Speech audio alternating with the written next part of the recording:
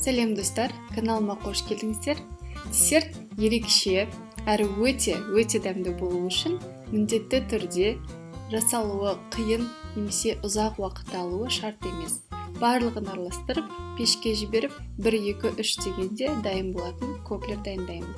Каналыма жазылмаған болсаңыз, міндетті түрде жазылып қойды ұмытпаңыз.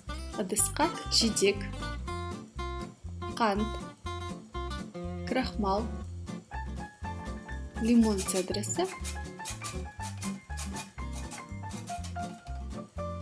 және лимон шырынын сығып араластырамын.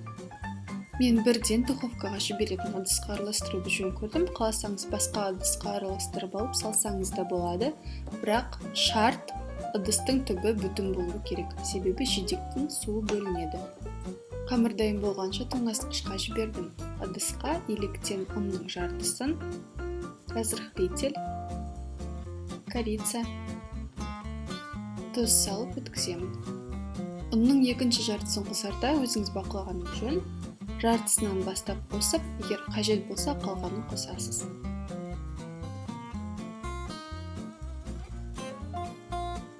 Енді тоңазытқыштан сары майымды алып қолмен үгітемін.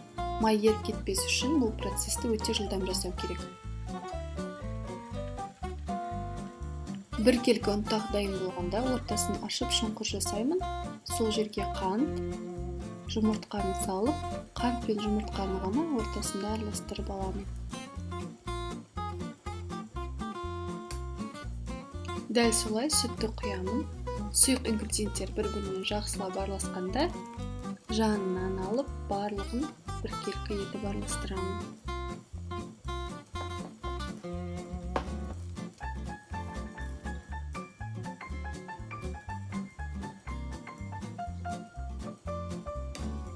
Қамырды жаңағы жидектердің бетіне қасықпен құйып шығамын.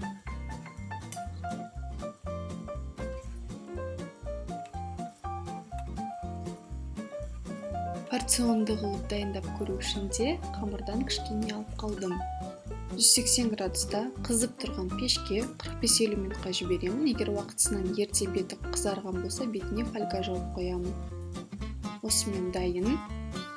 Ыстықтай бетіне балмұздақпен немесе взбитый сливкимен ұсынуға кеңес беремін. Ал порционды десерт үшін бір алманы майда тұтқыштарға бөліп 2 ыдысқа салдым. Бір ас қасық қантты екеуіне бөліп салдым және жарты қасық корица салдым. Бетінен қамырын салып пешке жіберемін. Порционды десерттер 30-35 минутта дайын болды. Бұл десертті жасамасаңыз болмайды. Міндетті түрде жасалуы керек десерт. Видеоны соңына дейін көрген болсаңыз, лайк басып, комментарий қалдырыңыз. Маған сеніп, менімен бірге болғандарыңызға рахмет.